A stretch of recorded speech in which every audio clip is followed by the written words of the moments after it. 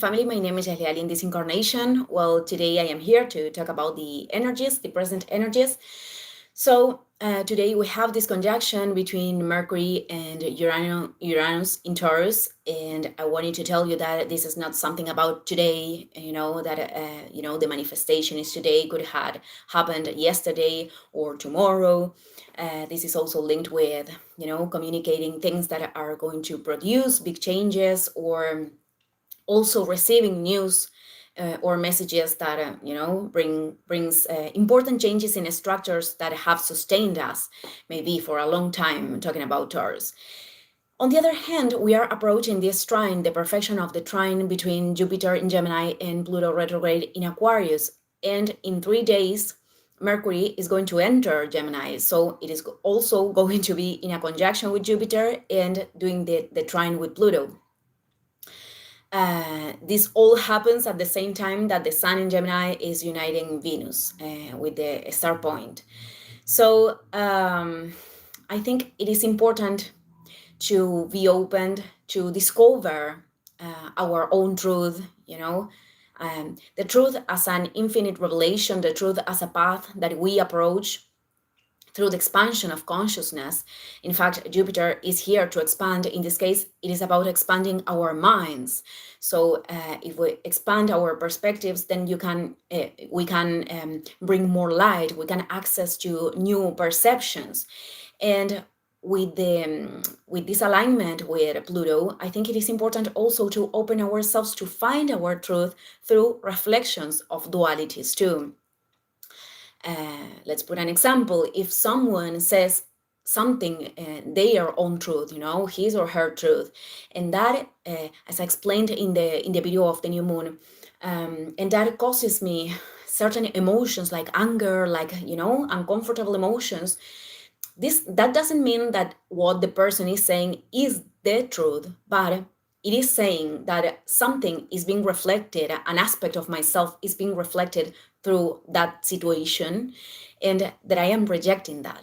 So it is important to discover more of ourselves and of reality, also by daring to observe the uncomfortable things that are revealed through our path. And something that I mentioned before is that, for example, when we are talking with someone and we have this perception or this information of the experience of that other person, let's suppose that we are perceiving something that the person isn't perceiving, which could happen, and vice versa. If we try to communicate that and the person is not able to receive that because the person still has a process to do, or it has things to extract through that experience, or it is not sharing simply the thing that we are trying to communicate. It is not sharing, he or she is not sharing that truth that we are communicating. Trying to force that doesn't come from a place of love. Every time that we are trying to force the process of other, we are not doing that from love. Even if we try to convince ourselves, I am saying that because that is going to help her or to help him, we are not doing that from love, because if we are forcing that, it is because we are feeling lonely in our own process, because we want to feel accompanied in our evolutionary path. I think that love is always about respect and understanding that the person has to do their own path in order to discover his or her truth. And also, I wanted to comment that recently I came back to the studies, because I do believe that it's very important to give a space. I love acquiring information, but I discovered that if I am constantly acquiring new information all the time, there is no vessel, there is no void. So we are not also able to descend that information that we have acquired to earth and make it experience. So I think it is very important. There are moments in which I don't acquire new information, and there are moments that I study a lot.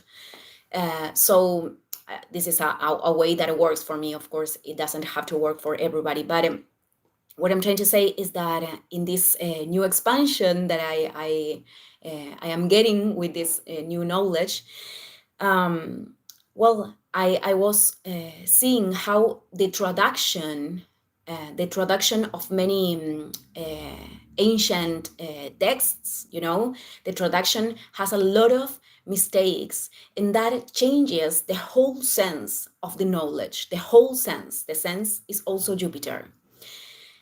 So I think that during this transit, we'll also, understand that there are many things that were transmitted in a very distorted way. So that's why we have to open our minds to these new perspectives and new truths, which, for people that could have very fixed thoughts, could be something very uncomfortable.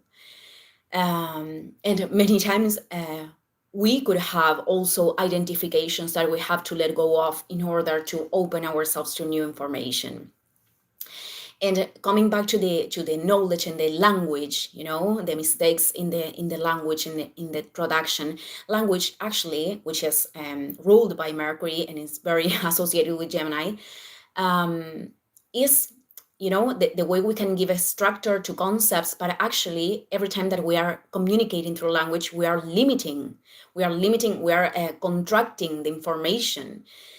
But it is very useful too at the same time, because the people that have the role of communicating, actually, I think we are trying to, put these intuitive perceptions into words so we can do something applicative with that. That's why I recommended in other videos to write, also to share, well, for other people, and their purpose is also communicating. So, well, you are going to know, but what I'm trying to say is that the rational mind has this function to put order. So there are many things that we can feel and perceive, and when we put them into words, we give a structure and we give order. So we are descending those revelations in a certain way to Earth, and that's why it is something very useful to do, especially for those that have their intuition very, very developed. It is very important to discern that and to understand more about ourselves and reality. Well, the last thing that I wanted to communicate with these transits is that Mercury conjunction Jupiter, the Venus star point, every project that you can initiate in these days with this trine with Pluto, which is a harmonic aspect, every project, every information that is causing you expansion, mental expansion, people that you can meet in these days also, this could be very big. You can begin a project now and could be something very, very big, and that it is creating a great growth in your experience. Maybe you are going to see the effects from here to 1 year, when we get to the final part of the transit of Jupiter in Gemini. But these are days to start and begin things with a lot of intention, with aligning ourselves with the intention of the spirit, because, well, this is a very expansive and I don't know the adjective right now, but yeah, it is an energy very associated with growth that we are having right now. And growth in unexpected ways, because you don't know who you can meet or how the paths can open from here and on. So, well, I just wanted to leave this reflection today. Thank you, everyone, and see you in the next video. Ciao, ciao.